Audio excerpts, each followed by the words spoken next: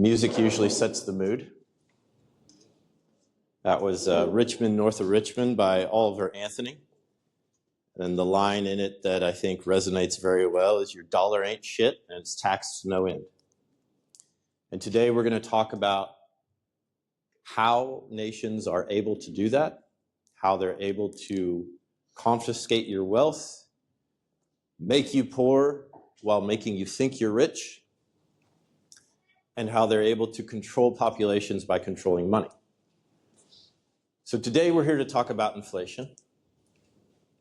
We're going to have a quick review of what we talked about last time. Before we do that, quick show of hands. How many of you believe that Bitcoin is the most powerful innovation that you have ever seen in your lifetime? Okay, so we're doing pretty good. We're doing pretty good. There's a couple people yet to go. Everyone is either a current or future Bitcoin maximalist or believer. The saying goes that you will come to understand Bitcoin when you feel enough pain. And some of you just haven't felt enough pain yet. So, quick review of what money is. That was last week. So let's have a quick review. So money is a social contract. It's a social contract much in the way that this handshake is a social contract, much in the way that IOU is a social contract. But we weren't able to scale that. Because we cannot scale handshakes and we cannot scale verbal promises, we needed to have something that we agreed had value, that we could pass in between us to represent that value. Money enabled specialization. Because we had a non-material good that we could pass between us, that meant that I could become an eye surgeon and I could still pay for a hamburger. Because otherwise I'd have to trade you 1/92nd of an eye surgery to get my hamburger. Or if I was a horse trainer, I would have to trade you 3 hours worth of horse training to make my car payment. We're able to specialize because we have money. Understand that money is the birth spring of civilization. Without it, we would still be operating on barter system, handing each other bananas for coconuts. We would not have F1, we would not have Xbox, we would not have air conditioning. Money is the solution to the non-coincidence of wants. That's the thing where you have something I want, but I don't have something you want. And therefore, we need to have that thing to pass between us. We're looking at money through the framework of technology. It is a technology that continues to evolve. So we started with rocks, with seashells, tobacco, cattle, salt, gold, silver, worthless pieces of paper. And we keep moving into different domains. So we need to view it as a technology. And the rule that we have to keep in mind when thinking about technology is that technology does not negotiate. You adopt it or it kills you. If you had the horse taxis back in the 1800s and the car came out and you chose to keep operating your horse taxi, you went broke. If you were a milk delivery man when the refrigerator came out and you chose to keep lugging around milk, you went broke. We have to adopt new technologies or we will be destroyed, left behind. China has the example of the 100 years of shame when they decided that they were going to stick with silver while the rest of the world went with gold. Money is an accounting system and it tracks the amount of work that you do that is valued by society. One second. It means that we have a scorecard. And that scorecard is representative of the value that we give to the world. That value can be passed down, you can inherit it, you can find it, but it is an accounting system. And at its core, money is what you trade your energy and your time for. Energy divided by time is power, money is power. If you can control the money, you control the power. If you control the power, you control the people. Money has 4 purposes. We use it to store that value, to store our power. Think of a battery. If I charge that battery with 1 day's worth of work, I want to be able to, in 2 days, 2 years, 2 decades, trade 1 day's worth of work for the same or more than I'm able to trade it for now. So if my battery leaks power, then I'm going to lose that. Inflation is a leakage of power. Money is the unit of account by which we measure everything that has value, much like a meter is the unit of account by which we measure height, much like the kilogram is a unit of account by which we measure weight. It's the medium of exchange. It's just the thing we agree is money, and it's also the means of payment. It's how we exchange it. Is it a check? Is it a credit card? Is it cash? Is it something solid? Money has characteristics that make it worthwhile. Those characteristics are being able to divide it and reconstitute it. Durability means it lasts through time without decaying and breaking down. It's immutable, which means you can't go back in time and change it. It's incorruptible, which means that you can't just seize somebody's if you want it. It needs to be scarce, because if it's not scarce, then it's useless as a unit of account, because that's the thing that needs to stay constant. It needs to be uniform, which means that we all need to recognize when we see it that this is money. It needs to be acceptable, which means that not only do we see that it's money, we will take it in exchange. It needs to be verifiable so that we can tell that it's not fake. Should be private because we don't want all of our transactions to be public. And it needs to be portable because in case we need to flee, we want to be able to take our money with us. So there's the background on the money. That's kind of the base case that we're looking with. We're starting out today. Recognize that money is a technology. Technology does not negotiate. What I'm trying to do is make the case that Bitcoin is the innovation, the advancement in technology for money, that much like the refrigerator, much like fire, much like the internet, is something that we either adopt or we get left behind. So here we're going to talk about inflation. Because inflation is kind of the evil thing that has lied within every money that we've ever had. What is inflation? Most of us think of inflation as CPI, Consumer Price Index. Prices go up. We think of it as a percentage. We think of it as, oh, prices went up 4%. So that means that I have to make 4% more in order to live. But the first misunderstanding of CPI is that it's not static. It's a vector, which means that it's a direction. So if it's 4% here and it stays 4%, goes up, it goes up, it goes up, and eventually it becomes parabolic. Because any time we have any sort of increase in monetary supply, it's only a matter of time before we have so much money that it becomes effectively useless and effectively valueless. What a government would like you to believe money is a basket of goods. Here's your house. Here's your car. Here's your movie. Here's your steak. It's the things that we consume. But this is a lie because we cherry pick what goes in here. Think about the basket of goods that we have today.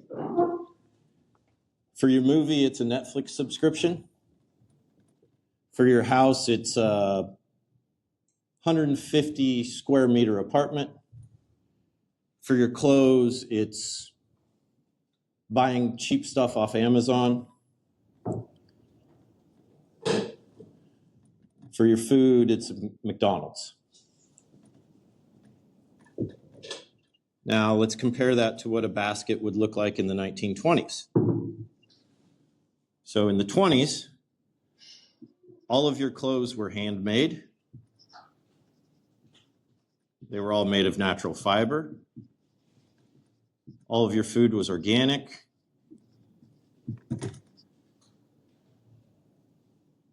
When you went to go watch a movie, you went to go watch a movie and you had an experience.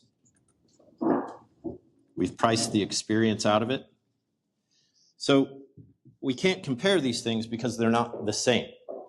And they keep going down in value in terms of what the experience is.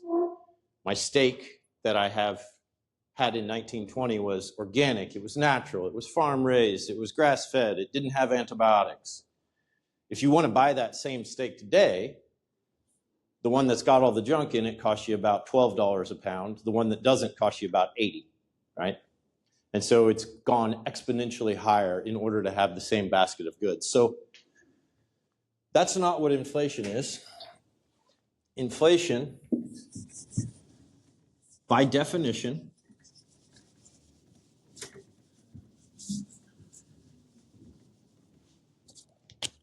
is an increase in the supply of money.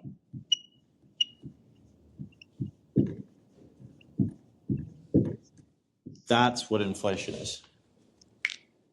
And inflation ripples throughout society because when we increase the supply of money, remember,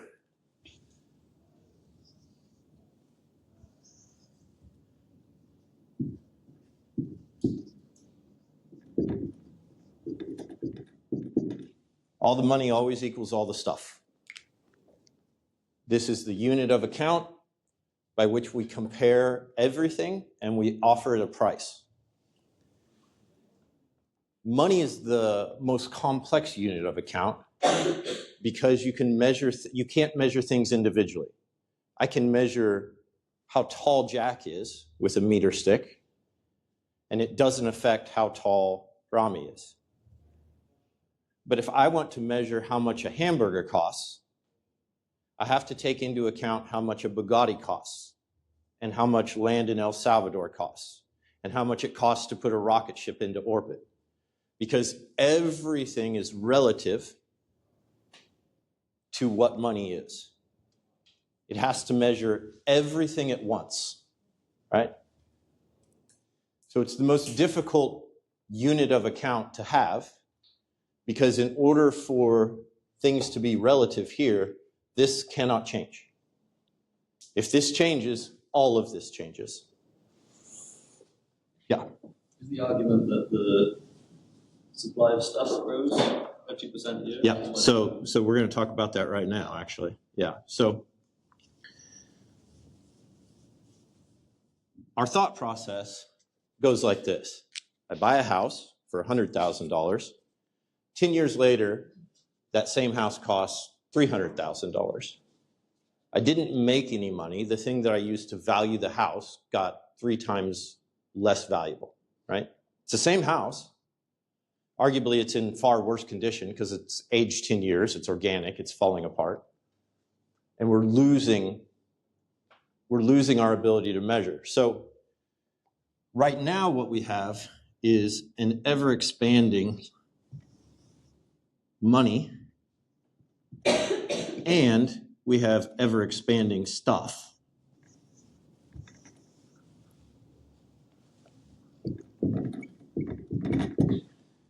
And shockingly, even though in the last century we have developed nuclear technology, we've developed jet flight, we've developed the internet, we have uncoded the genome, all of these incredible advancements in technology, shockingly, the supply of money has expanded more than technology has been able to decrease prices. Because technology allows you to do more with less. And so what should happen? What should happen is that money becomes a barometer which measures the impact of technology on society.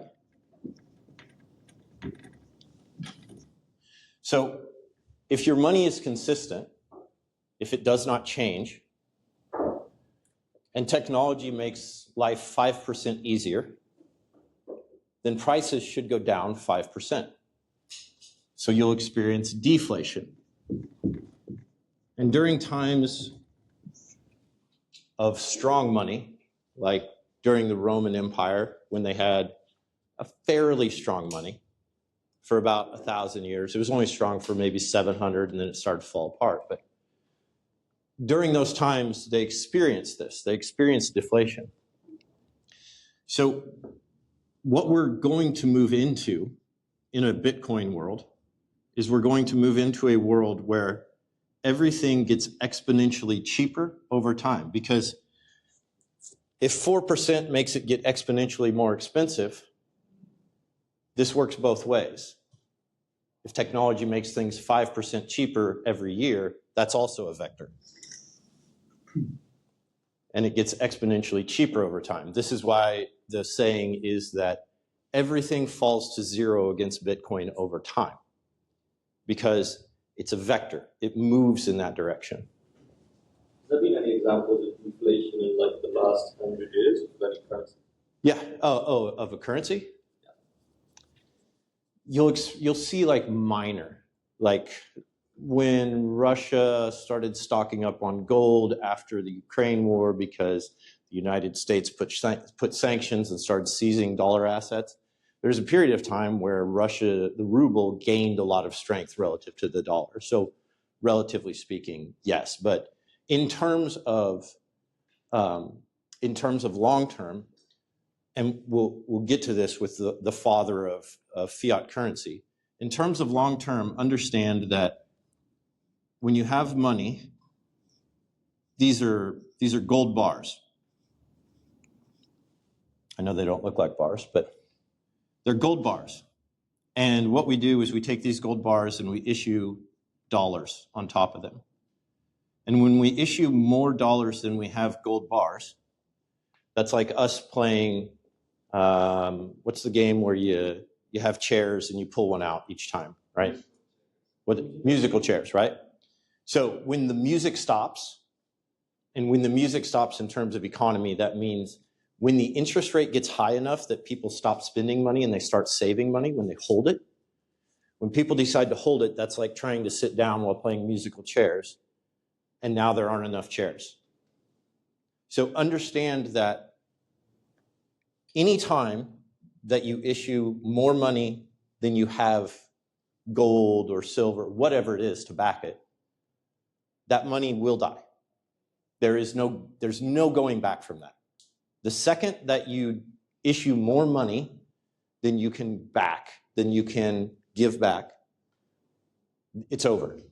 4,000 fiat currencies have existed, 3,840 of them are dead. Of the 160 that are left, everyone is down 99% from its original value. This is a feature of the system. It is not a bug. This is how it was designed. I have 8 cookies and I tell 9 friends they can have a cookie. Somebody goes hungry, right? The current system is modeled on trust. The trust is that not everyone will want to take their money out at the same time. That trust always fails. It's failed in the United States in the 30s. They had what was called the bank holiday, where for a period of about 2 weeks, you were unable to withdraw any funds unless you happen to be a friend of somebody powerful. It happened in 1971 when the United States closed the gold window after Germany asked for their gold back. And they said, this is a temporary closing of the gold window. We're not going to redeem gold for dollars for a short period of time. It's been 54 years. Short period is relative when it comes to governments. So we understand this, right? Do we understand that money has to stay consistent? Because it's a unit of account. It's a standard. All of the money, it doesn't matter how much it is. It can be one money. It can be a billion monies. It doesn't matter. As long as it has these characteristics where you can do all these things with it, any amount of money will suffice to serve any size of economy until you start messing with the supply. So one of the things that I want to I hope that during the course of these talks that you have a change of perspective. And a change of perspective is really hard because perspective is the thing that you don't know you have until it changes, right? You look into the wormhole, you look into the rabbit hole, and you see something different, and now you'll never be able to unsee it. So here's 3 numbers. 0, 1, and infinity. So can we say that the difference between 0 and 1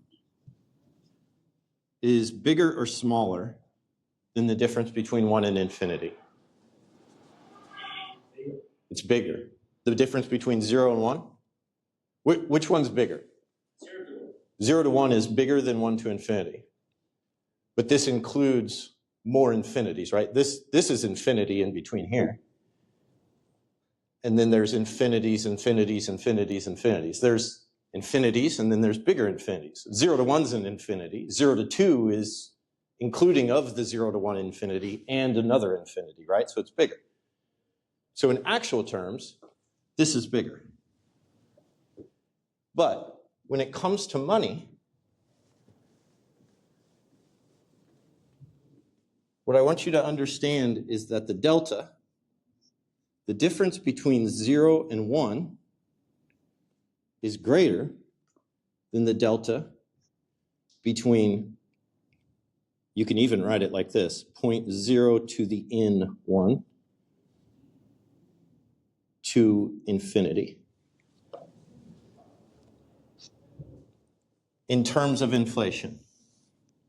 And the reason being is that here we go from nothing to something. And here we just have something and a bigger something.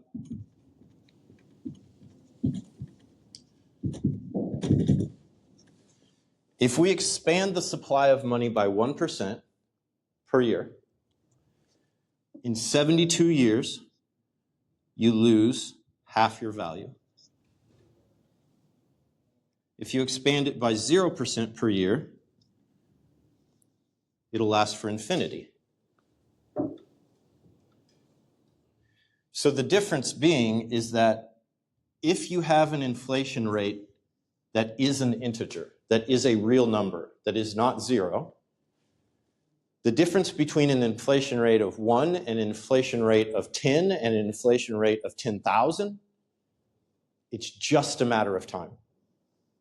It only becomes a matter of time before that money becomes so worthless that you cannot use it. But if your inflation rate is 0, that money can last forever. Does that make sense? Would it be fair then to make the analogy in terms of quantity, like categories? Because it's just it's just a category, right? It's a category of inflation at all. It's a matter of time. No inflation, it can last forever. And no inflation means that it will act as a metric, it will act as a barometer that gauges the technological increase, the technological progress of humanity. And by the way, this is really, I don't know if I have the picture. Well, it's just very easy. Take a house. 10 years ago, it cost you probably 300 Bitcoin. Take a house today, it costs you about 3. Keep going. 10 years, it'll probably cost you 0.3. 20 years, it'll probably cost you 0.03. Something like that, right? Why is that, though? Why is this? So let's talk about what markets are. Because all the stuff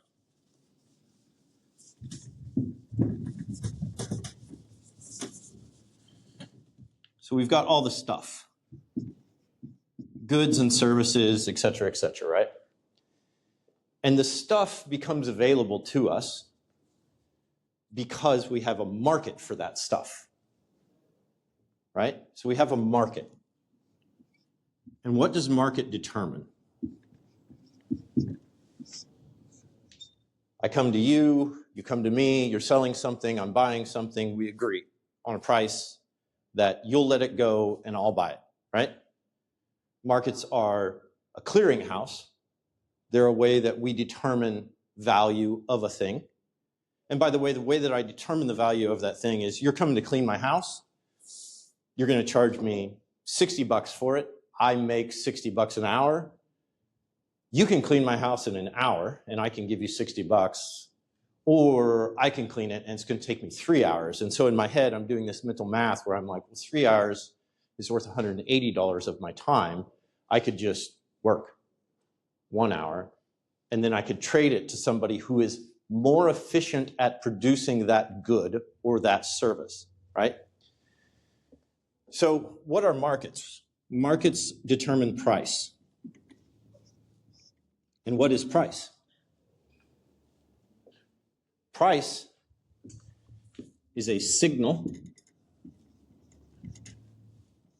to producers and consumers.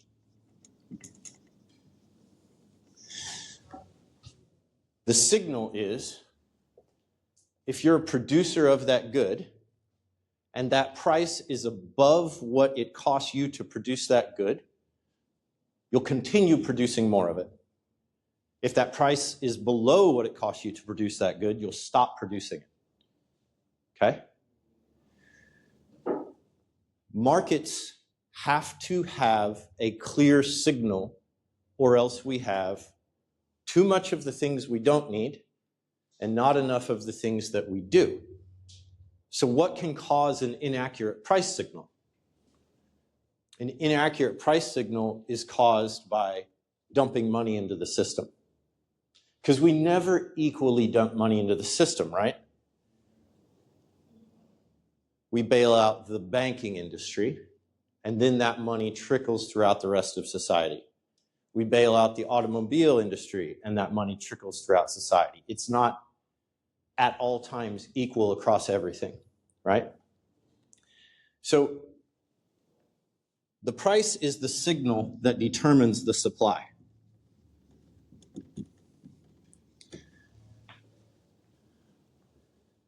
So if you have an inaccurate price signal, then your supply will then become inaccurate.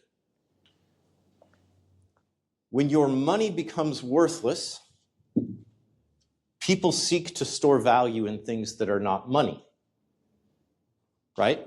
I used to be an investment advisor, and when you're an investment advisor, one of the things they teach you is cash is trash. You do not hang on to cash because it will become more and more worthless over time. You're not doing your job if you're not finding something that returns more than cash devalues. So what do? You buy a house, right? Because houses go up. Or you buy stocks, because stocks go up. You buy bonds, you buy a racehorse, you buy a collectible car, you buy a priceless piece of artwork that isn't priceless because it has a price.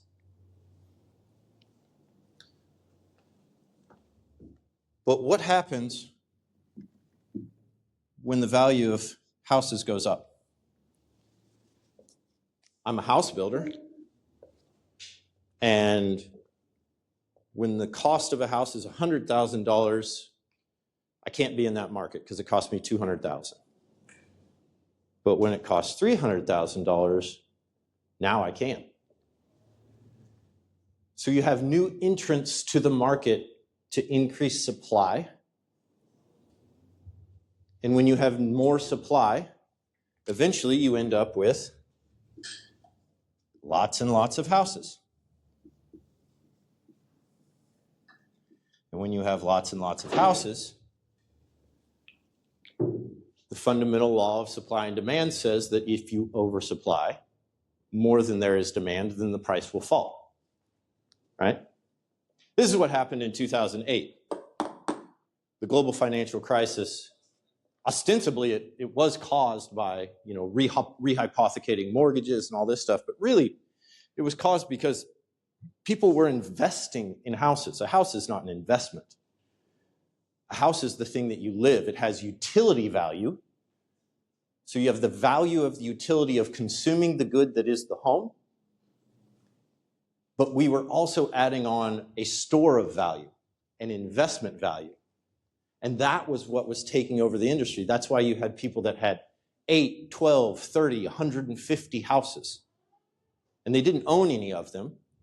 They were just taking the house that they bought for $100,000 that was now valued at $200,000 and using that to buy another house, and then using that to buy another house and another house and another house. And it keeps going and going and going until it pops. That's the bubble popping. Play devil's advocate here, but not say that I disagree with you. If the economy goes the way that you're saying, and BTC is the only thing that's like going up, won't it leave like an empty economy? Because like we don't want to buy houses, we don't want to spend our money, we want to hang on to it.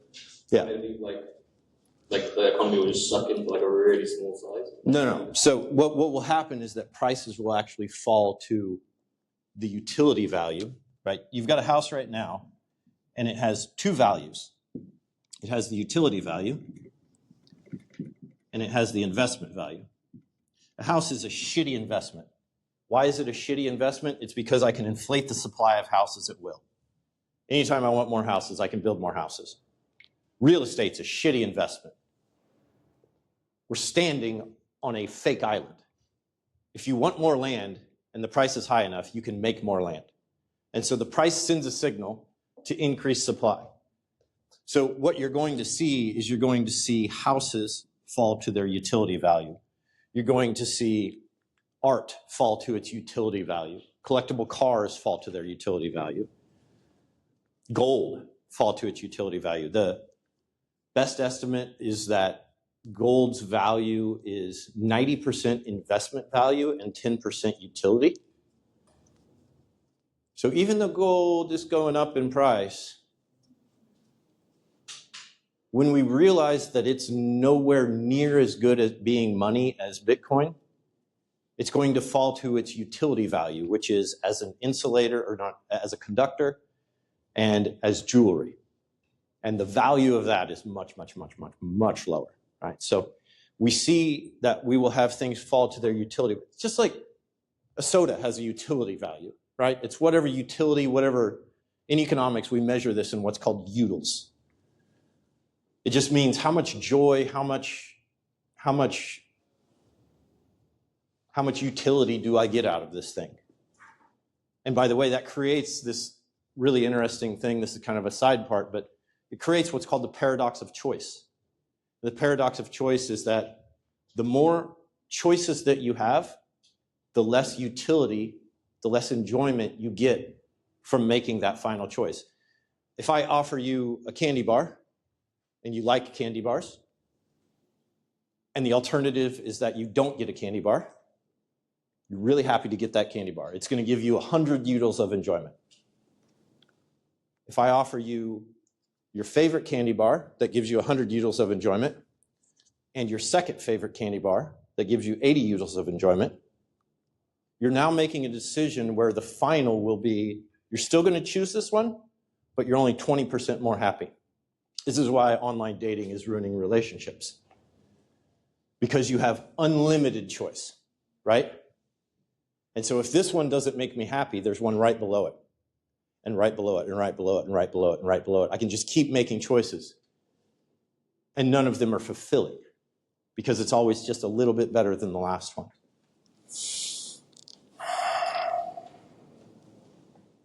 Any questions? Okay. I want to push through here a little bit and see what we've got. So I experienced this, by the way. This is when I was banking during the COVID crisis. We shut the economy down.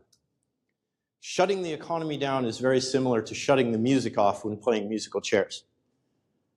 Everybody just held on to their money, right? They couldn't go to the bar.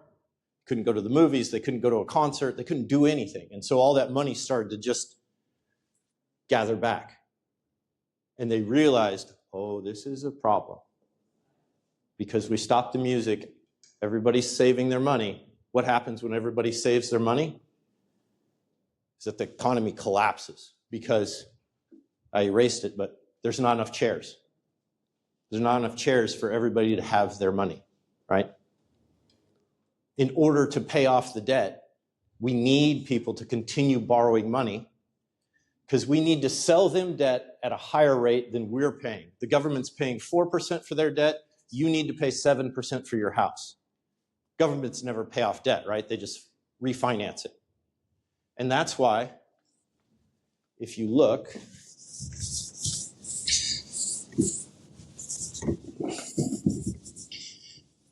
at a chart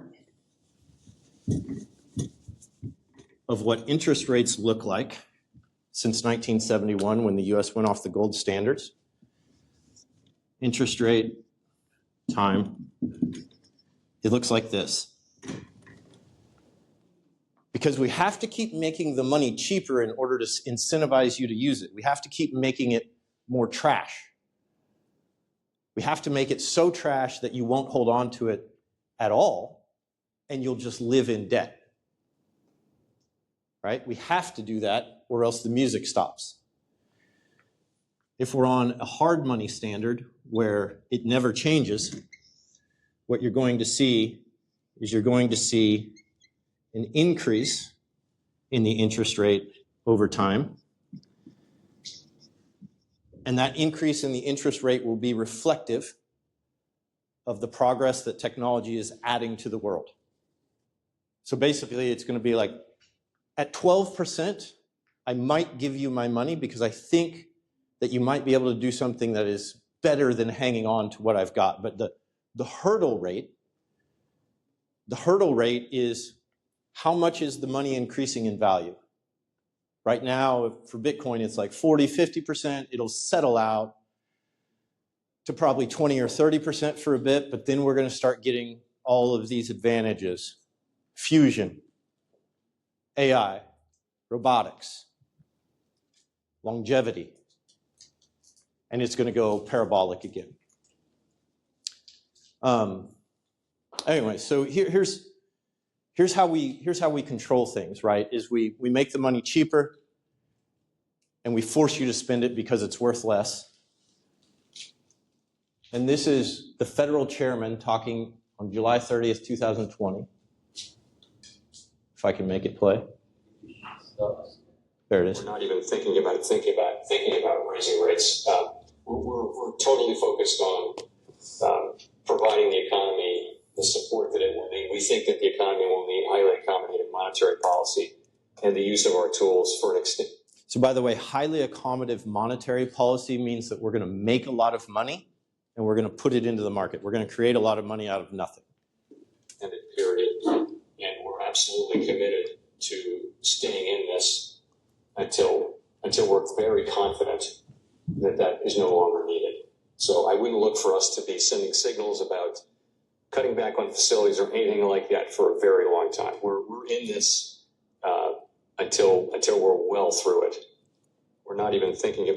So, and by the way, if you read the stuff from the Fed at the time, what they were saying is that a minimum of 2 years before we even consider raising rates, because they dropped the rate to 0 in order to make the cash trash, to make us spend it, to make us move it around.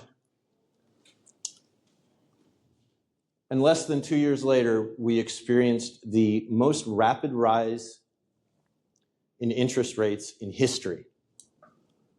And the reason for that was that we dumped all this money into the market. It made everything worthless. The money was worthless, therefore all the stuff cost more. We experienced inflation. It was killing people. And so how do we cure that? Well, we raise the cost of money in order to encourage you to save it. If you save it, then you're less likely to spend it. If you're less likely to spend it, then you have fewer people competing in the market. That means less demand. Less demand means lower prices.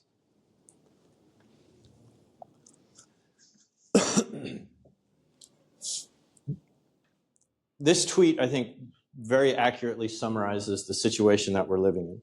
So when you earn $1, your employer is taxed for paying you. It's a payroll tax. You get taxed, income tax. You spend that dollar, you get sales tax.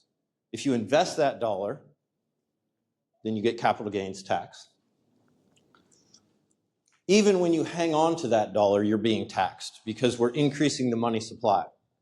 So inflation is what's called a hidden tax. By the way, did any of us vote for any of this? Like, we all agree that we should pay tax, right?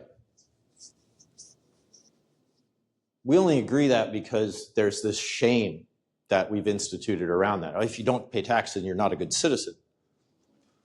But the way that taxes worked when your money wasn't controlled by the government, you had your gold. And they came around and they came to your door and they said, hey, the French are talking shit. We're going to go beat their ass. We need some money. Can we have it? And you said, all right, damn French. I'll give you some money. I'll give you 15%. And then they come back and they go, the Germans are talking shit. We need some money. We're going to go kick their ass. And then you say, the French just kicked your ass. Things got worse. All right, I'll try again. I'll give you my money. And then they come back again. And they say, we got our ass kicked by the Germans and the French. And now we can't afford to build roads. We need your money. And finally you said, no.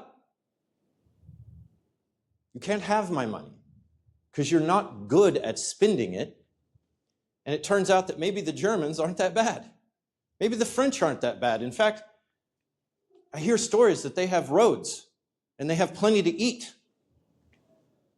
Has anybody read The Sovereign Individual? Okay. The Sovereign Individual's thesis, very plainly stated, is parts of it. If the government cannot control the money, if they can't take it without you giving it up, if they actually have to compete for it, what you're going to see is governments as a service competing for your citizenship. Where are we standing? Right? That was 20 years ago. It's from 1996, I believe. It's insane. It's incredible. But if they can't take that money, they have to ask for it. And if they have to ask for it, you have to give it up. And if you have to give it up, then you have to be giving up something that you feel like is worth more than what you have to be getting more than what you feel you're giving up. When you guys pay taxes, do you feel like you're getting more than what you're giving up? Right? If you can no longer unilaterally tax people, not just through stuff that you didn't vote for, but through inflation. Remember, last time we posed this question. If governments can create more money at will, out of nothing, why do they need to tax you?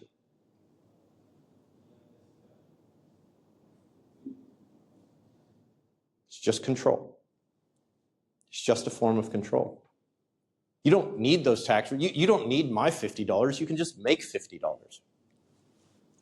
What is the government controlling? What is the government controlling? What are the parameters of the control? What is the guideline towards control towards what? So we talked about this, I think, maybe one class ago, but in the 50s and 60s, we went through an era of relative peace after World War II. And we entered the 60s and we entered this time of revolution, right? Psychedelics expanding, people marching. We don't want to go to war. There's no use for this. And during that time, I've read a couple of reports and listened to a couple podcasts on this. And There's a lot of talk in the government of how do you control a people that is not at war? How do you keep them from uprising and overtaking? So you're controlling violence. 100%. So fiat money is backed by what? What's the United States dollar backed by? What? Promises. It's backed by the power of the United States military. Yeah. If you don't use our money, if you want to go against us, we'll kill you. Remember, we talked about this before. Your president, what's his name? Javier Milei. He talks. He broke down after he was elected as president of a country that taxes his people, and he explained very easily how tax is only enforced by violence. I come to your house and I say, give me 10% of your money, and you say, and I leave. And I come back and I say, give me 10% of your money. Here's a piece of paper and I signed it. And it says you have to give me 10% of your money. And you say, and then I come back and I say, give me 10% of your money. Here's a piece of paper. I signed it. Here's a guy with a gun. And now you'll pay. Right? Fiat is enforced only through violence. If I'm trying to control violence, violence is usually generated by scarcity. Wouldn't it make more sense to make my citizens richer instead of poorer in order to make them happier so they don't go into violence? Correct. Scarcity ensues when you have money that mixes with the market in order to send bad price signals, which affects the supply, which creates scarcity of things that you need and abundance of things that you don't.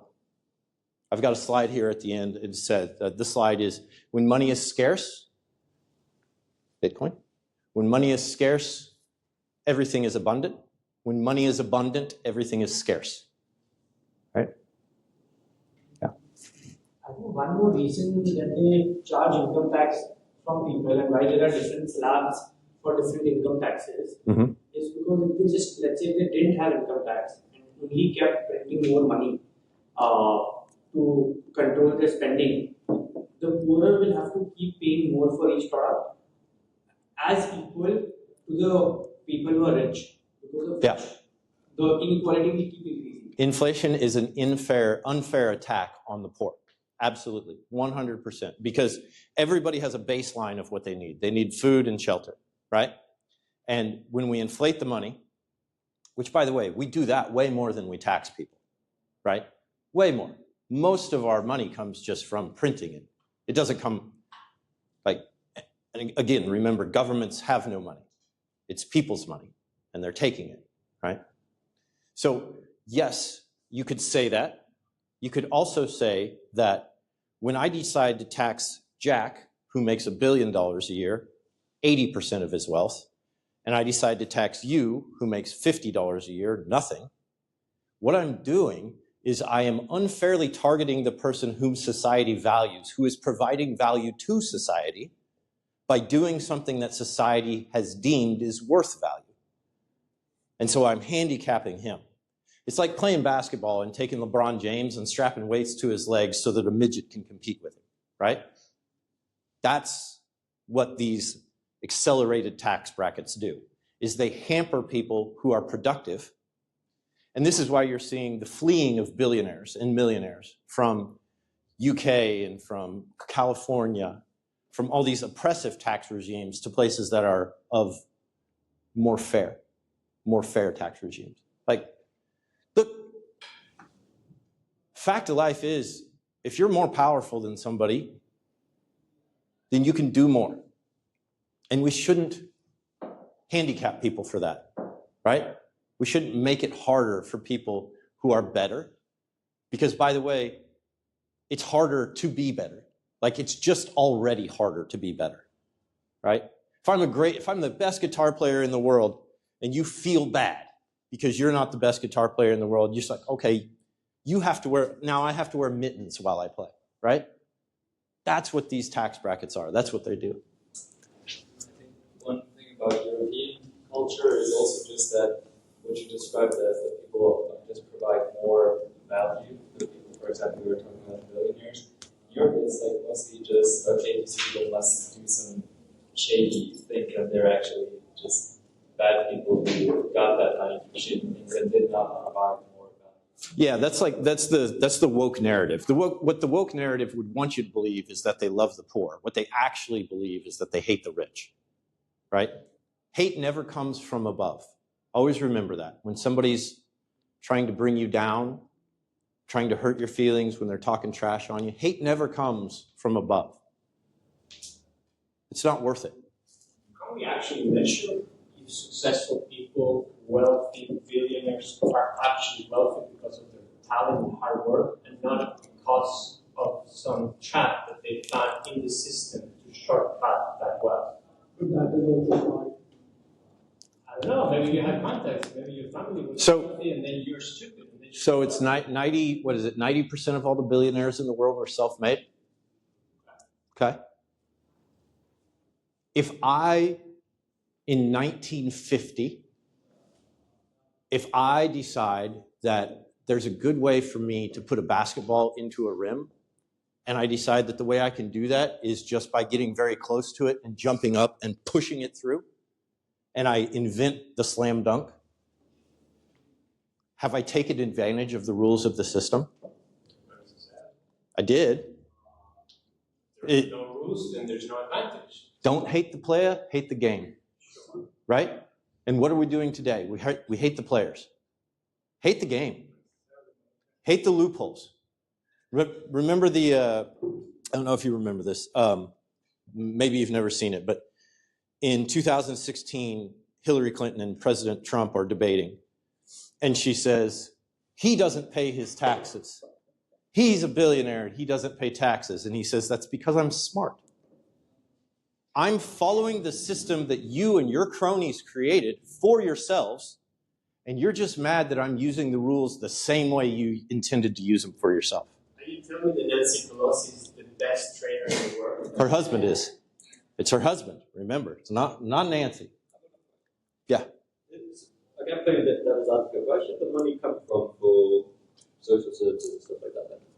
How should we manage that? How should we manage that? That's a good question. That's a good question. How do we think we should manage that?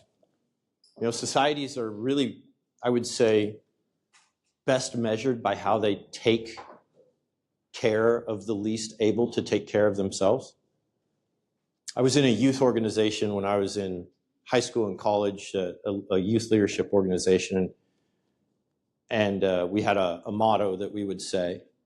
And the motto is, I believe in less need for charity and more of it when needed. And so when you ask that question, I would say I don't accept the premise of your question, because the premise of your question is based upon believing that these people are incapable, right? It's believing that these people are incapable. And I don't think that in the majority of cases that's true. I think we have would you agree that there are a lot of people that are perfectly capable of working who do not work and exist on social services, right? So how do we change that? This is the discussion that we had with James during one of the Charter City talks.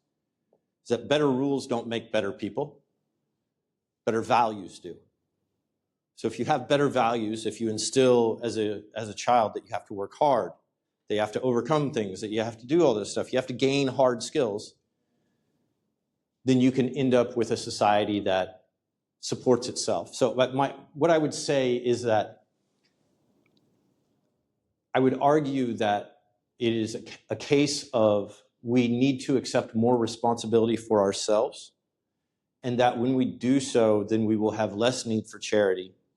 And if we have, like, the charity that we have today, we saw this with Doge. When Doge came out and exploited all these organizations, $300 billion for, I don't know, infants in Africa, and 1 million made it there, right? Most of this stuff is not actually charity. Most of it's just extortion. But I think the way that we provide for those people is through advancing technology, right? To provide basic needs. What about normal things in a society, like school, health?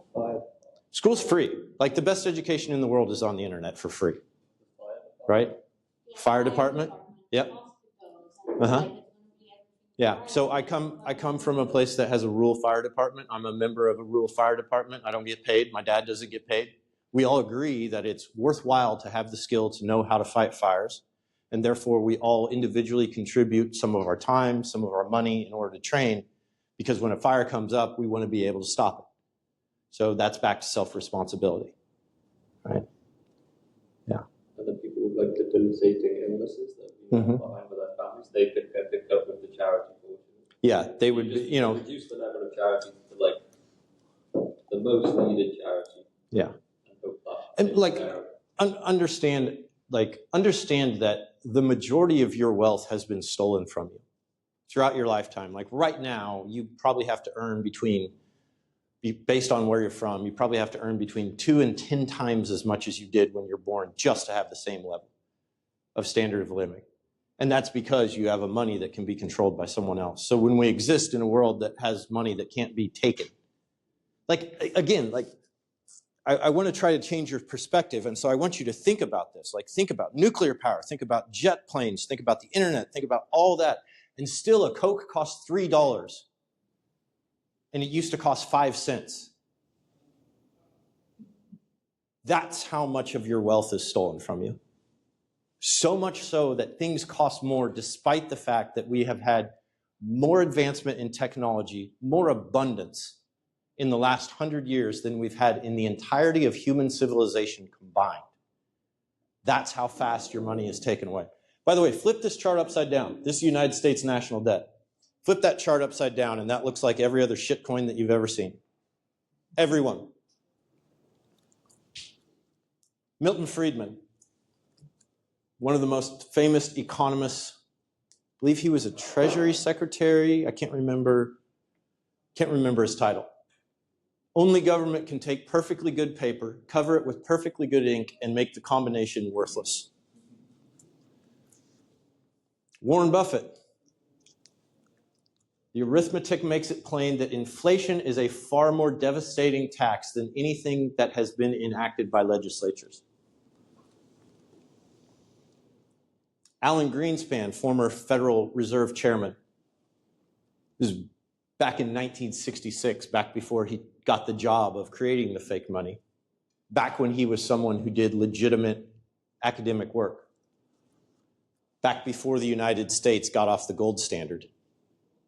In 1966, 5 years before the US left the gold standard, he said, in the absence of gold standard, there is no way to protect savings from confiscation through inflation. There is no safe store of value.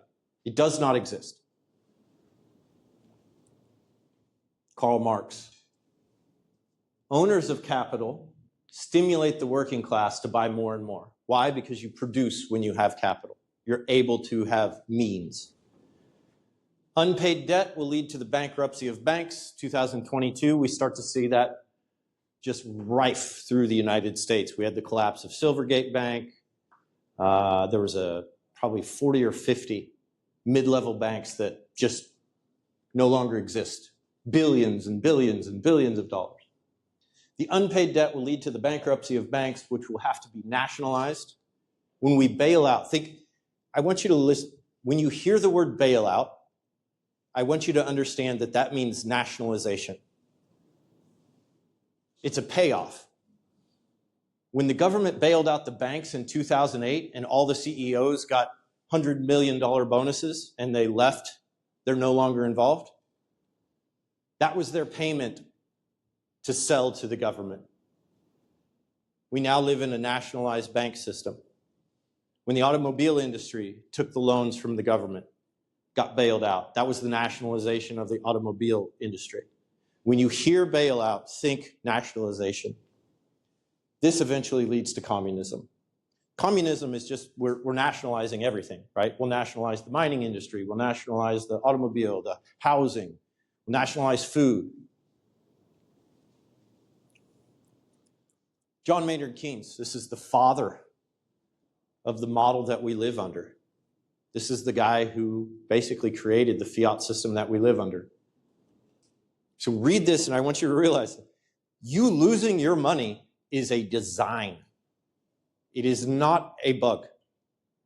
By a continuing process of inflation, governments can confiscate, secretly and unobserved, an important part of the wealth of their citizens. This is another problem that you have with inflation. This is called shrinkflation. This is what a Big Mac looked like in 1980. This is what it looked like in 2024. This is what a 2x4 looks like today. This is what it looked like in 1918. We have some of these back in the man cave. They are so hard that you cannot drive a nail through them. When you're buying a house, there's a term that you'll hear. People say it has good bones. Good bones is slang for it was built with boards like this. Because this board, this is a tree that's about 15 years old. This is a tree that's about 80 years old. We allowed it to actually develop and mature and grow and be strong. But now we're selling the same board for 20 times the price. And in reality, it's about 1/10 of the actual quality. Potato chips are like this. Bags of potato chips keep getting bigger and they keep getting less potato chips in them, right? Shrinkflation. This is a moral hazard. If you're a wine producer and you make a $20 bottle of wine and all of your costs go up because now you have to pay more for your land, you have to pay more payroll tax, you have to pay more and more and more, what are you going to do? Are you going to keep selling your wine for $20? Are you going to raise the price to $40 and price yourself out of that market? Or are you just going to add some water to it? I used to live in a college town, and there's like 30 bars. And bars change hands. The average bar stays open for about 2 years before it goes bankrupt and somebody else buys it, and they try again. Every bar starts out the same way. Strong drinks, and they're cheap, right? And then over time, they start watering down their drinks. And then they realize that they can't compete because there's another bar that has a reputation for pouring strong drinks, they're cheap. And then they try to do that and they realize that they can't because it costs too much. And then they go bankrupt.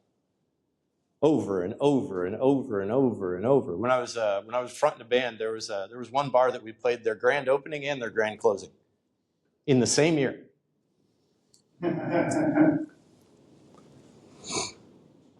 All right, I've said this before. How much money is needed to run the world? It doesn't matter.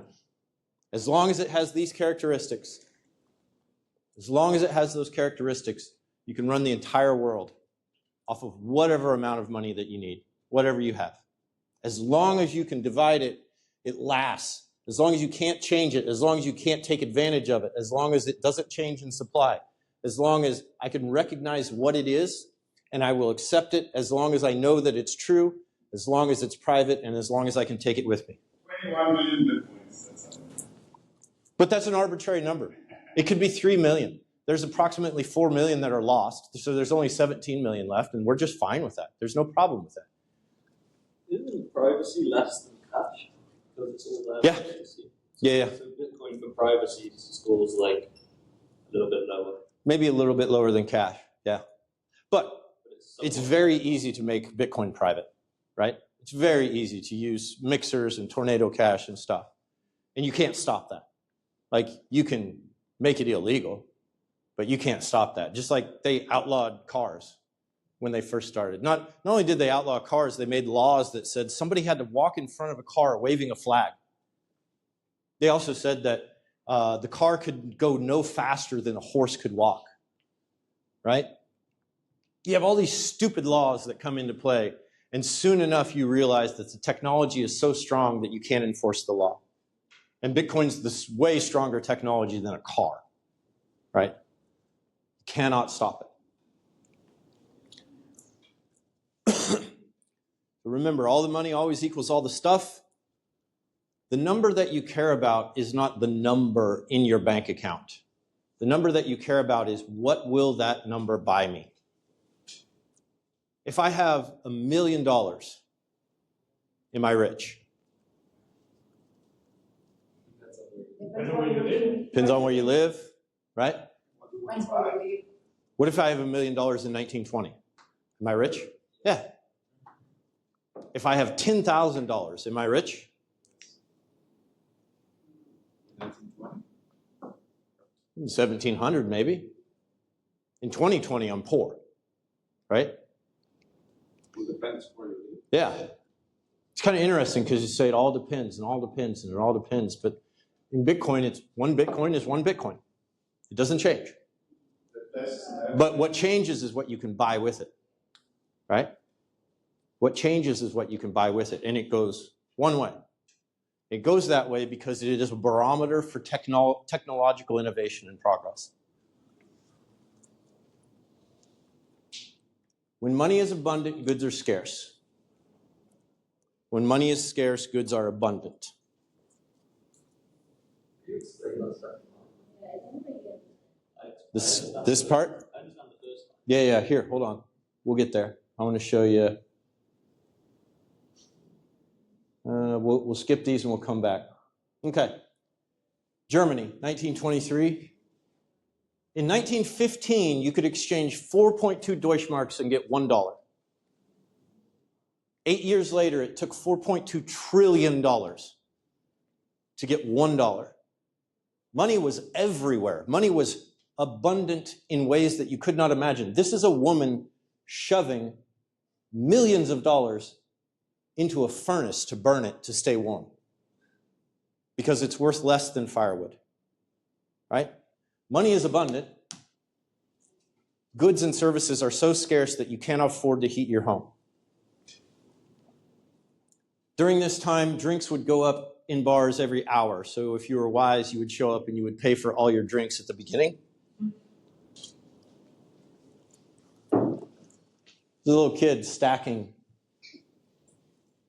hundreds of thousands of dollars just playing with money. The money's abundant because they printed it. They printed it because they got saddled with these insane reparations for World War I. They couldn't afford it.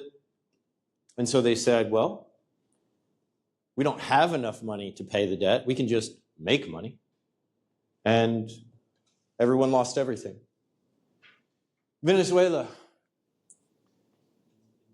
If you made an average income, like a median income in Venezuela in 1980, about $4,000 a year, based on how much money was created, how much more abundant money became, in order to have the exact same standard of living in 2020, you would have to make 2.08 unvictillion.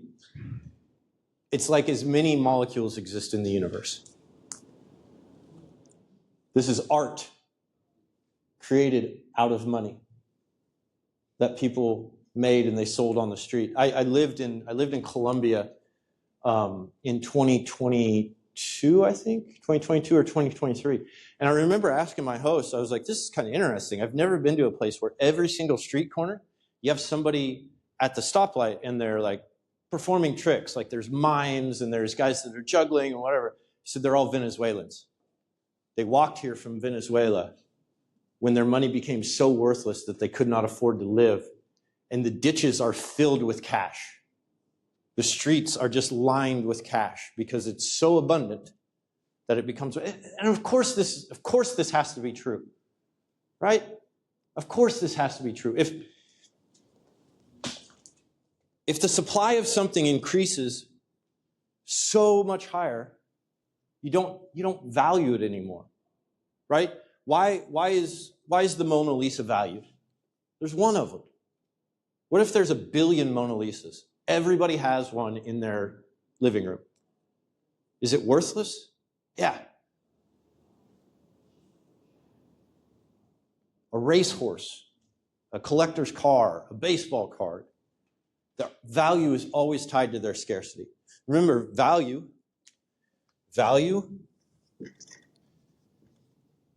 equals desirability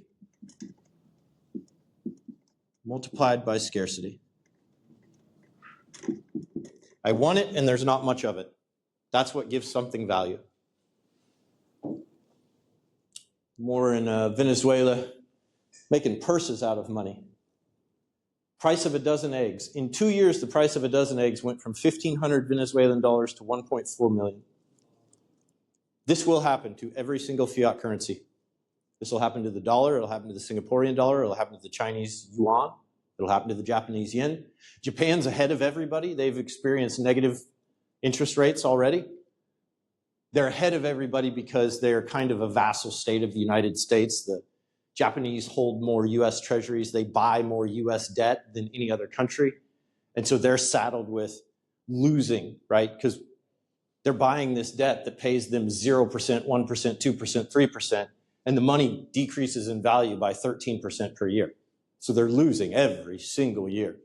And they have to force people to keep playing that game of musical chairs. And remember, the only way that I can force you to move your cash and spend it and put it in the economy is I can make that cash so worthless that it hurts you to hold on to it. And they're already to that point where not only am I not going to pay you interest, I'm going to charge you interest to keep your money in a bank. They're ahead of the US in that drop. Zimbabwe. At the height of inflation, prices doubled every 24 hours in Zimbabwe.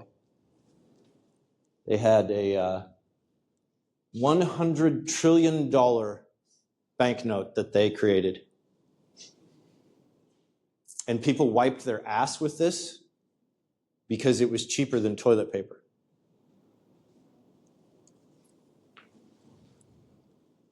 I want to go back to this video, mainly because I love cartoons, but this is from the 60s.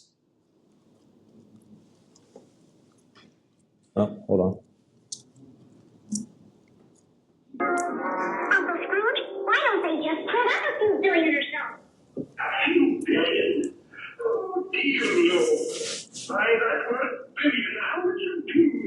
If it weren't so frightening, I'd be amused. Folks have no conception. Now, how much is in this hat? Gee, a billion? More than that. See what I mean? They were nowhere near. There's only 100,000 here. It went on just a second. Day and night without a break. In 32 years he'd have them all. But oh, his back would ache. Sure is a lot. Aye. Now print several billion and see what you've got. But unless something's behind it, in the treasury, something solid and secure, like me, we'd have inflation. Inflation? Oh, that's a mess. Your money would be worth less and less. I might take this hatful, I dare say, to buy what your piggy bank would buy today. $1 wouldn't be worth the paper it's printed on.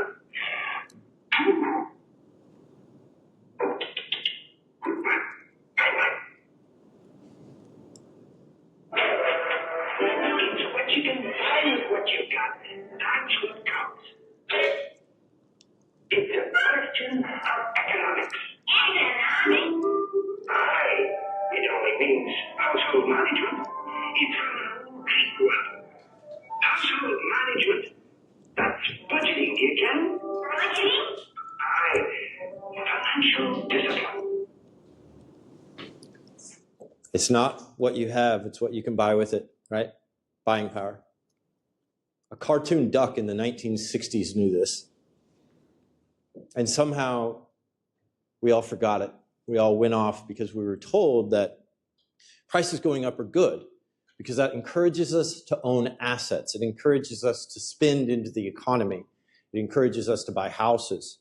It encourages us to invest in the stock market and to buy debt and to buy bonds and collectibles. But we shouldn't be encouraged to buy things. We should only buy them when it makes sense for us to do so. A couple of charts that I wanted to go. Oh, wait, no, this one's even better.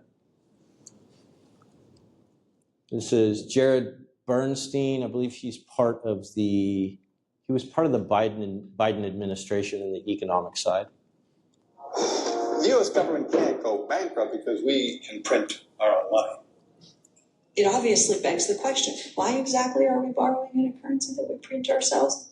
I'm waiting for someone to stand up and say, why don't we borrow our own currency in the first place? Like you said, they print the dollar. So why does the government even borrow? Well,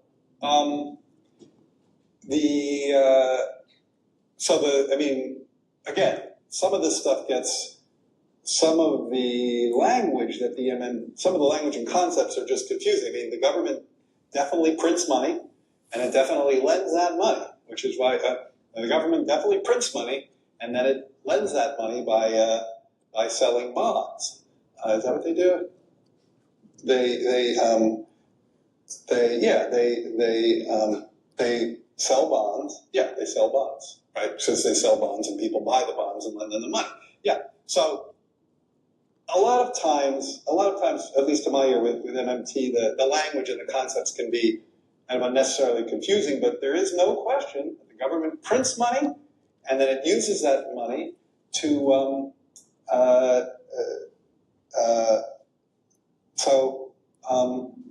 I guess I can't really talk. I don't get it. I don't know what they're talking about. Like, because it's like the government clearly prints money, does it all the time, and it clearly borrows. Otherwise, we wouldn't be having this debt and deficit conversation. So I don't think there's anything confusing there. Convinced?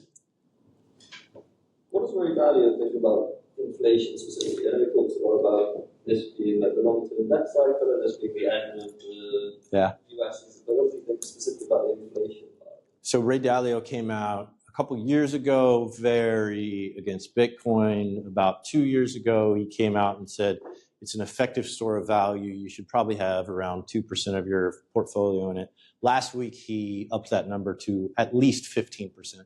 He said, if you don't have at least 15% of your portfolio in Bitcoin, then you're falling behind. And that makes sense because the inflation rate's around 13%. By the way, so understand that this always, where's my eraser? This always looks the exact same. It always looks the exact same. Every single time a fiat currency dies, it looks the exact same. You start out and you have a supply of money, and it's usually backed by gold. Like every fiat money starts out being backed by something. Gold, silver, whatever. Then they increase the supply a little bit. And then inflation hits and they raise interest rates, which decreases the supply a little bit. And then they lower interest rates to stimulate the economy because at this point, it's already done. That currency is already going to die. You already have not enough chairs for people. And then it inflates a little bit more. And inflation gets out of control, so they raise interest rates and it goes down. But they have all this debt, and they have to pay the debt. And the only way that you can pay the debt is to refinance it at a lower interest rate, because you can't afford to borrow at 4% and keep borrowing and not make more money and pay 6%. You have to pay 3 or 2 or 1, so you have to go down. So then the money supply goes like this, and then this, and then this, and then this, and it just becomes more and more chaotic and wild at the end. And at the end, it always looks like this. Every time. They start printing insane amounts when it gets way too out of control. This is the global supply of the dollar in 2020. We're printing it, we're printing it, we're printing it, we're printing it, we're printing it. Shit got really wild. Then we tightened interest rates. We dropped the supply by tightening interest rates. That decreases the supply of money. And now what are we doing? We're going to drop interest rates again, right? And it's going to go up. And we're going to keep, because we can't afford to pay that debt off. Right? I like this one. This is Alan Greenspan again, after he had become part of the government. The United States can pay any debt it has because we can always print money to do that. So there is zero probability of default.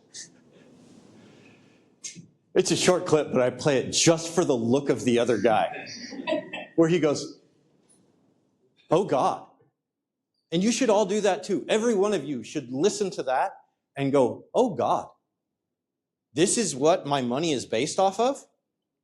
Somebody using circular logic? We have debt, but that's okay. We can make money. How do we make money? By issuing more debt. And when we issue more debt, we need to make more money. And when we have more debt, we round and around it goes until it goes to zero. Every single time. Guarantee it is a feature of the system. And I think at this point, just a couple more charts on like what happens. So again, remember that when your cash is trash, you seek to store value in other things. You seek to maintain your buying power by hiding money in other assets that do not inflate as fast. And all you have to do is take a look at how much more of that is issued, right? Is the issuance of houses faster or slower than the issuance of dollars? It's way slower, right? You can make $1 trillion with a click of a keyboard. It takes a while to issue. By the way, this is why cows were so much better money than fiat, because they have a predictable issuance schedule. It takes 9 months and a boy and a girl cow to make another cow. So when we know how much money is coming out, when we can predict it, we can actually start to grapple with that a little bit, and the prices aren't affected as much. But remember, we watched the clip of Jerome Powell. We're not even thinking about raising rates. And then what's he do? The fastest rate increase in human history. And it sent things haywire, right? So if you have predictability in your issuance schedule, which Bitcoin does, right? Like the brilliance of this, I love that it is so brilliant. We don't have a predictable gold supply because we cannot predict who is going to hit the next mother lode. We cannot predict that if you dig here, you're going to find X amount of gold, or if you dig here, you're going to find X amount of gold. We can't predict that an asteroid made out of gold, which is the only way that we get gold. It's just exploded stars, right? It's the only way we have gold. We can't predict when the next one's going to hit or how much gold's going to be in it. It's hidden in the ground, and we can't determine it. But Bitcoin is hidden in time. Every 10 minutes, we know how much Bitcoin is coming out. And then we also know the total supply. So we have consistency in the unit of account. And because we have consistency in the unit of account, we have a safe store of value. Those are the two most important traits of money, most important purposes. Yo. Why does the government borrow money if they can print money? Why does the government borrow money if they can print money? So, I probably do about as good job as he does, actually. So let's talk about cookies, right? Let's talk about cookies. I have 8 cookies. I promised 9 people they can have a cookie, right? I made all the cookies that I could make. I used all my flour, I used all my eggs, I used all my milk, right? I used all my sugar. But I know that you're going to be mad if you don't get your cookie, right? So what I'm going to do is I'm going to borrow in order to get more milk, eggs, and sugar so that I can make you the 9th cookie, right? But of course, I'm going to borrow more than what that cookie needs. Cost me $5 to make the cookie. I'm going to borrow $50 because I got to pay an administrator and I got to pay a lobbyist, and the lobbyist has lawyers, and I got to, right? You see what I'm saying? Like, governments are insanely inefficient, right? So there's this multiplier, right? If a government needs $1 million, then what they actually need is $1 billion because everybody's got their hand out along the way. The United States, there's I think it's 22% of the United States depends upon the government for their means of income, either by directly working for the government, being on social services, or being a company that exists solely on government contracts. That number was 0.3% 100 years ago. So think about what is a government? A government, let's see, I tried to do this when I was on the beach, but we'll see. It's just going to look like a penis again. Hold on. Is it a shark? Close enough, right? It's a terrible shark, but so, yeah, it's not good. Yeah, there's a reason I play music. Okay. Sharks, whales, what do they have? They have these little fish that hang around, and they exist off the scraps, right? And then they have these little things that are in here, and they eat the little pieces of food left over in their teeth, right? And we call that a symbiotic relationship. That's what governments are supposed to be, right? They're supposed to be a symbiotic relationship. They're existing off the resources of the people. The shark, whale, penis is the people, and the government is the little things that are eating the little resources off of it, right? And they're providing a service, right? They're cleaning the teeth, they're keeping it clean on the outside, they're keeping barnacles off of it. But the only way that this works is if they're dependent upon the food from the whale, from the shark. If this little fish can print its own food out of nothing, right? Then what does it become? It becomes, I'm terrible at drawing. It becomes a tick where it's just sucking the life out of it.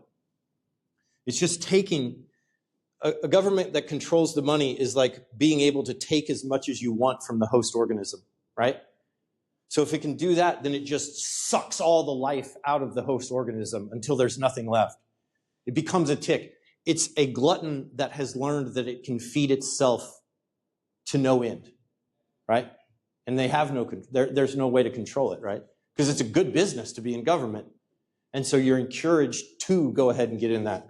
I talked about money philosophy because, I mean, that's part of the reason the government borrows, because it's not money in the economy, so it doesn't, strictly speaking, so it doesn't contribute to inflation. You're serious? Sorry. That was my reaction.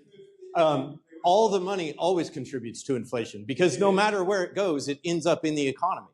If I pay a government worker, if I pay a zookeeper, if I pay an astronaut, they all put that money into the economy. They all compete for housing, for food, for goods and services. There's no separate economy, right? Inflation should be much higher than it is, like, officially or on paper. I mean, how does the US, like, how do they manage to artificially... Technology. Technology allows us to do more with less. And technology, as powerful as it is, cannot overwhelm the amount of inflation. So I remember, like, in 2015, there was the money supply, M1 supply was like $2 trillion or something. And then in 2025, it's like almost $20 trillion. But that's the debt. The actual base money's more like 8. Yeah. Okay, but still, like, it doesn't add up if you look at the inflation rate. Like, the official inflation figure is what, like 3, 4, 5% per year. Okay. Remember, inflation is a vector. It's not a position. It's a direction. Like, the multiplier that 10 years is that, like, 10x increase. Yeah. So if it's 5% per year, that's 10 years ago. That means that it's almost to doubling. All right. If you bought a house 10 years ago, is it twice as valuable now? Yeah. Okay, but the money supply inflated by 10x, not 2x. So how did they manage to have an inflation rate of 5% instead of 10%? Understand that not every single good inflates at the exact same rate, right? Coffee is not scarce, and so it's not going to go up in price nearly as much as gold, which is moderately scarce. Houses are moderately scarce. They're going to go up in supply much more than candy bars because they're not scarce. And why? Because I don't store my wealth in Snicker bars. I don't store my wealth in a Venti latte. I store my wealth in a house, and I store my wealth in a collectible car. And so there's more competition for those things because they're scarce. Inflation, how much more is health insurance? 10 times as much, right? My clients, when I was a banker, a 60-year-old and his wife, they paid $32,000 a year for health insurance, both in good shape, right? 10 years before that, it was right around $2,000 per year, right? So it hits different things differently. So my point is that the official inflation figures are manipulated. Yeah, that was literally the first thing that I said, is that CPI is complete bullshit. Yes. Yeah. So, but how long can they keep that up? That's the question. Stop believing in it. Have you seen inflation.com? That website tries to Yeah. real track. That's Yeah. a little bit Yeah. If you want a good look at what inflation is, then you can always look at this site.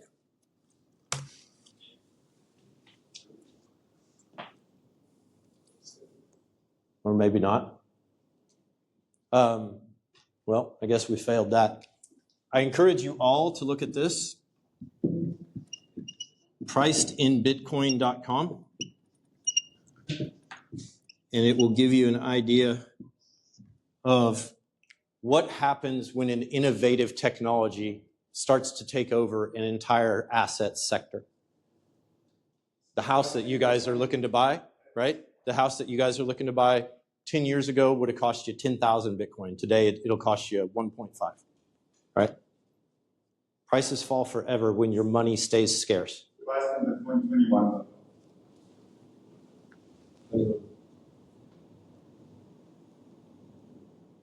What is your argument then for the transition period that we should go through now?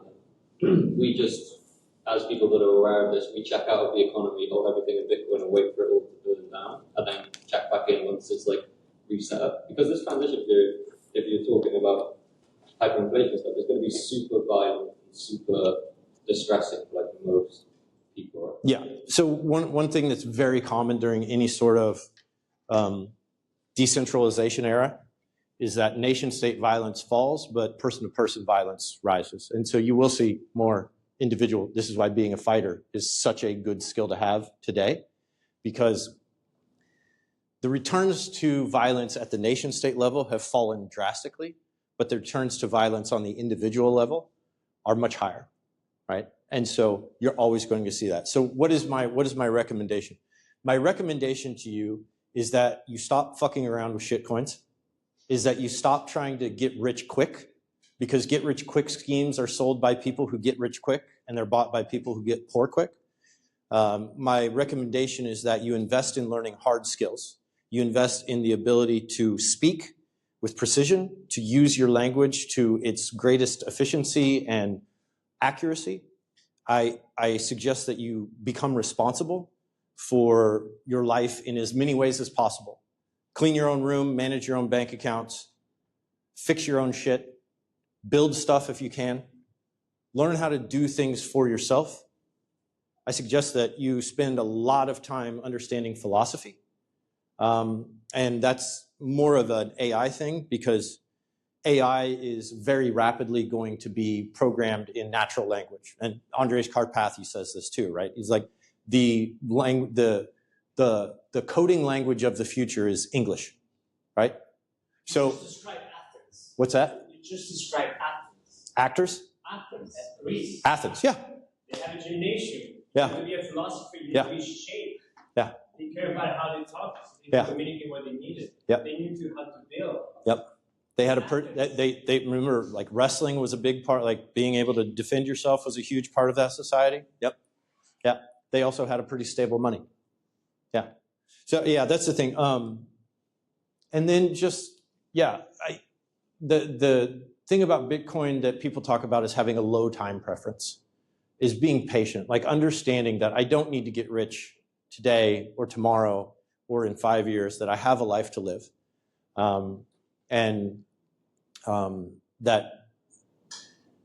That if you spend your life dedicated to becoming good at something, or just a few things, then you can be very successful.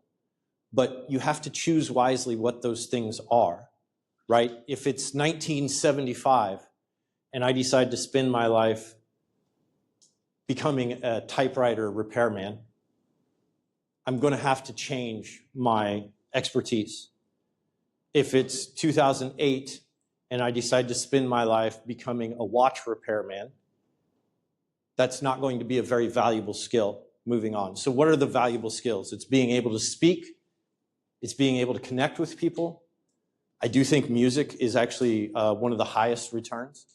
I think, and this is delving far away. This is a personal thing, and so this has nothing to do with this, but my personal thoughts is that we're moving into an era of insane abundance, where everyone will have everything they need, and nothing will be scarce except experience.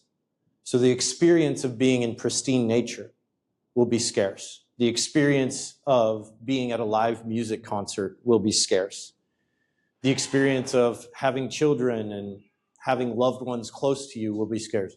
The experience of being physically fit will be scarce. And so those are the things that I think are the most valuable. Yeah. And that's a very long-term bet. Yeah. All right, what else we got? Yeah. Back to my question that I was asking. If, let's say, government had to manufacture the 9th cookie. Yeah, they got to make the 9th cookie because they promised 9 and they only had 8. Yep. And you're saying they borrow it in government's case because they can print more money, which is they can print more raw material. Right. To make this cookie. Why do they borrow? But when they print more money, they're promising more cookies.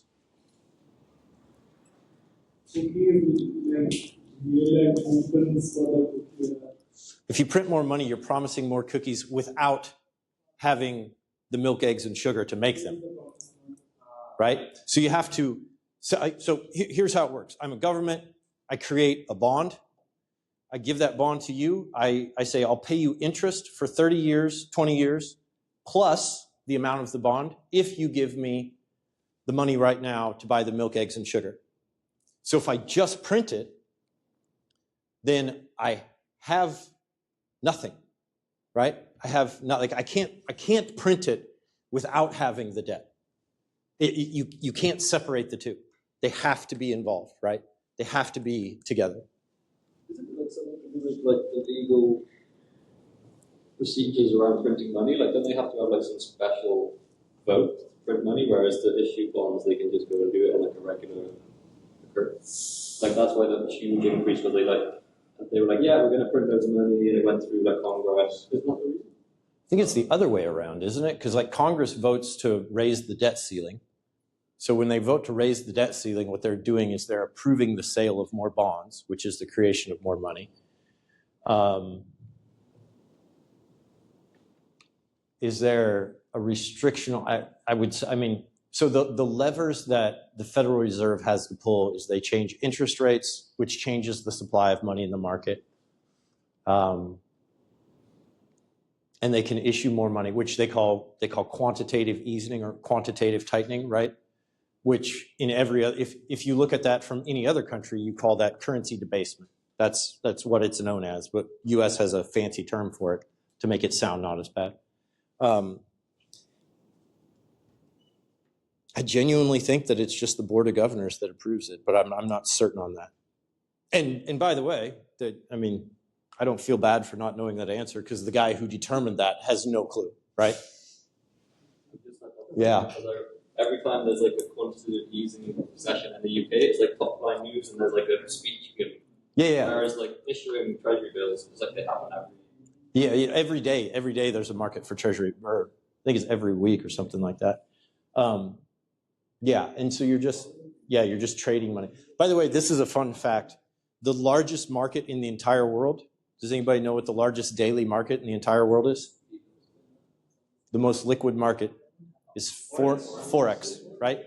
What is Forex? What? Well, it's betting on which fiat money is going to live and which one's going to die, right? $7 trillion a day. $7 trillion a day is exchanged in the Forex market, betting on which currencies are going to live and die. That seems like a, what do you got? So I think the thing that helped me understand this climate art thing the best is we think of money as oil in an engine or as water in the ecosystem. I think oil in an engine probably works better, because oil in an engine is, you only need the amount of oil that the engine needs. If you have too little, it causes problems. If you have too much, it causes problems. The too little thing doesn't work very well as an analogy, because there's no such thing as too little money. There's just, does it meet the characteristics of money? It could be this much, this much, this much, this much, doesn't matter, right? But yeah, it's half of the world. Like, understand that money is half of the world. The other half is stuff. Money is the non-material good that we pass between us. For all of eternity, we've used material goods to pass between us that also had utility value. Gold has utility value, cattle have utility value, salt has utility value. But we now have a non-material good. We have a good that we can pass value that only has value. I can't use Bitcoin to tie my shoes with. I can't make it into a car. I can't do anything with it other than exchange value. And that's perfect, right? It's a purpose-made, purpose-engineered tool. So another, also a small archetype or pattern or something to play with is think about the cost of parking at a mall. If the cost of parking is free, the stop parks there, the customers can't visit the shops because there's no parking nearby. If the parking's too expensive, people do not respect the laws, or nobody can afford to park there, so there's no activity in the shops. But if the parking is priced just right, so that the average person can spend just not the right amount of time at the mall, the business in the mall is optimized just through the pricing of the parking. I think for that analogy to work, then the amount of parking would have to expand and contract every time the amount of parking was needed or not needed. Like, nobody needs to park at a mall at 2 o'clock in the morning, so you don't need any parking spaces there. You need a lot at 11 a.m., right? So in and out, in and out. What do you think about assets like the MSCI World, the S&P, or emerging markets? What do I think about what? The assets. The asset of MSCI World, the emerging markets, S&P. MSCI World? Yeah, like ETF, the index fund. That hold Bitcoin? Or just in general? Like general stock markets, like index funds. Of tracking emerging markets. MSCI World. Yeah. They're a specific barometer of technology investment in a place that has a lot of gains to be made, right? So you take a third world country and you take them from dirt roads to hyperconnectivity. There's a quick, rapid ascent, maybe, to what modern economies look like. But as far as like, what do I think about investing in that? So that's a trade. It's not an investment. You will exit that trade, right? Has there ever been a country that has been strong for 10,000 years? No, right? I think the question is, like, what do you think about general index investing? Like, general index investing? Yeah. Yeah. Big money, put it in, like, I see. Okay, yeah. The quote that I would use there, or the framework that I would use is, so what you're doing there is you are diversifying amongst a whole bunch of different things, right? And you're hoping that there's more winners than losers. That's it. You're just hoping that there's more winners than losers. I love how Michael Saylor talks about this. He says that diversification is for people who can't make up their mind. The reason that we diversified throughout all of investment history, I was taught to diversify when I was an investment advisor. The reason is, if you start to look at it from this framework, is that you're just trying to catch the bubbles before they pop. So in 2008, when I was a financial advisor, it was, well, the real estate bubble just popped. It dropped down to nothing. So real estate's a good investment. The stock market just crashed. So stock markets are a good investment right now, right? But bonds are a terrible investment, right? But you still had the 60-40 portfolio. So you're just, again, remember if the supply can be increased at all, not just of money, of anything. If the supply can be increased at all, it's only an amount of time before it becomes worthless, effectively. It falls to the cost of production. We're seeing this with OnlyFans right now, right? First couple 100,000 people that got into OnlyFans, they became multimillionaires. Now, maybe a millionaire. Now it's AI. Make $5,000, $10,000 right? And it's forcing all the other people out of the market because we're increasing the supply so much that the value has fallen to effectively nothing, right? So you can put the S&P 500 on that graph, and it would be minus 90%. No, like the slide that you had there. No, it's back here actually. I've got the S&P on a slide. S&P price in Bitcoin has fallen 90%. There you go. Last 5 years. Yeah, S&P barely keeps up with inflation. And by the way, the S&P, so that's, what is it? The 500. That's the 500 most profitable companies in the world. 7 of them make all the profit. The other 493 actually drag it down, right? There's what we call the FANG stocks, right? Facebook, Apple, Amazon, Netflix, Google, now Tesla, and NVIDIA. I think there's one more, but I forget it. Amazon. I said Amazon. Maybe this is a topic for next week. But where does leave credit in this world? Because a large portion of the economy is now built on credit. Yeah. Which is basically there's all this excess money in the system, so then they just like credit on top of it. Yeah. How would credit work in this new Bitcoin economy? Yeah, so the entirety of our economy is built on credit, right? The only way that our economy works is through debt, which is the issuance of credit. We need to have a good understanding of what credit is. Credit means that I am pulling value from the future into the present, right? I'm reaching out and I'm saying, I want $500,000 that I'll pay you back in 20 years, but I want it now. And I'm making a bet that that $500,000 today is worth more than that $500,000 down the road. And that makes perfect sense when you have a money that goes down in value, because it absolutely is, right? And so it's built on that. But when your money is built on a money that goes the other way, when that five Bitcoin in the future is worth exponentially more than the 5 Bitcoin today, what you're going to see is just a reevaluation of interest rates where they go to the natural interest rate. And that natural interest rate is going to be a measure of the technological, like how much better does technology make society? We will still have credit. We will have a lot less credit. We'll have a lot less credit. The hypothesis is that credit will be spent in a lot better way. Yes. Because yeah. When you spend it, you're surely going to get more than 15%. Yeah, I mean, like why did we have the crash of the housing market? It's because strippers had 14 houses, right? People were putting in mortgage applications with their dog's name on it and buying houses in their dog's name, right? We overextended. We went too far, right? And by the way, the reason that happened was because they were all on variable rate loans. So those variable rate loans, when we started to experience inflation and we had to raise the interest rate, those people could no longer afford that house. Because if you have a 2% loan and then the rate goes to 6%, it's not a small increase in your mortgage payment. That's like a tripling of your mortgage payment. Not just a tripling of that's like a tripling of the whole payment, right? So you just can't afford that. So yeah, you're just going to see sensibility in the market where if you can't afford to buy something, you shouldn't buy it, right? That just makes more sense. I would like to answer the question about like comment. Hell yeah. About money. Yeah. Based on my understanding. We say we print money or government print money out of thin air. It's kind of like an exaggeration because it's backed by debt. Right? So the government uses debt to back the money.